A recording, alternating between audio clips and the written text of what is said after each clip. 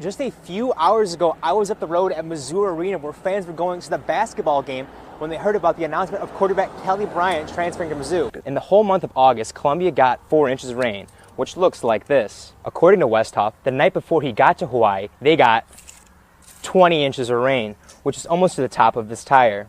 These new amenities in the south end zone include a club on the second level that is the biggest fan club in the state, and a field-level entrance where players and fans can interact with each other as the Tigers take the field. Now, before President Trump was even in this building, he announced William Barr as his next Attorney General. Under House Bill 1095, 100 grams or less of marijuana would be a small infraction. 100 grams or more would be a Class A misdemeanor, with the current law of 35 grams of marijuana being a Class D felony punishable for up to 7 years in prison. The research reactor stores the iodine in large metallic containers and ships them by truck. Now, what Byrd has agreed to is to make sure that not too many of its scooters are on the same street corner and to make sure that none of them are on the ground getting in the way for walkers. Now, earlier today, as you can see, there are 5 birds right behind me laying on the ground on the sidewalk.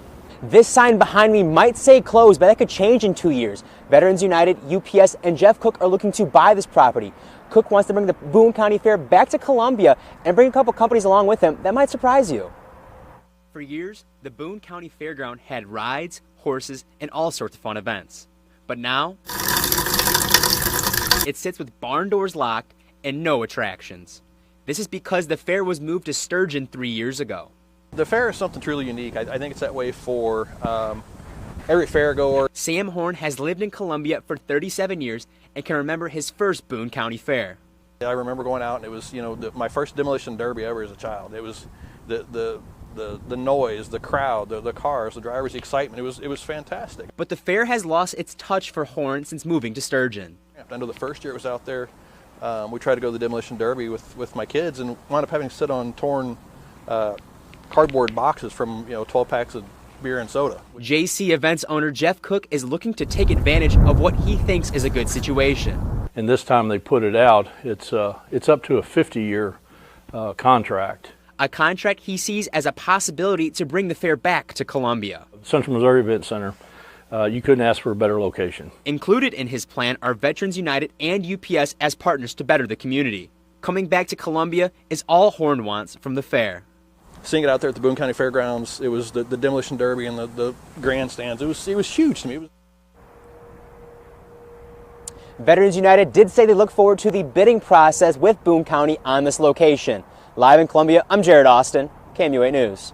This document behind me is a piece written in Latin from 1904, a document that has been there since the hospital first opened. Here's how a Latin class at Helias High School is becoming involved with the story 115 years in the making. Et a solemni declaratione doctrinae immaculatae conceptionis. Mark Rayhagen has been teaching Latin in Jefferson City for several years. Pio X. And today, he has been asked to do something he has never done.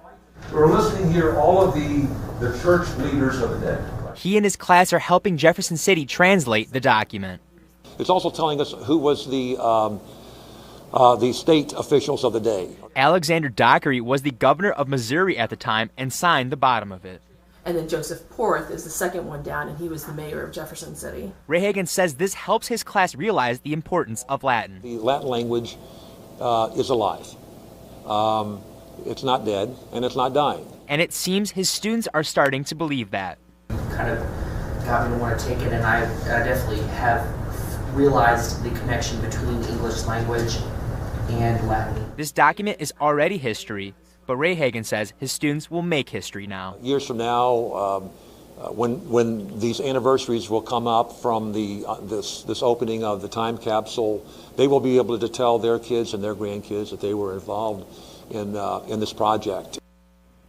The document will have its first public showing February 10th. In the studio, Jared Austin, KMU8 News.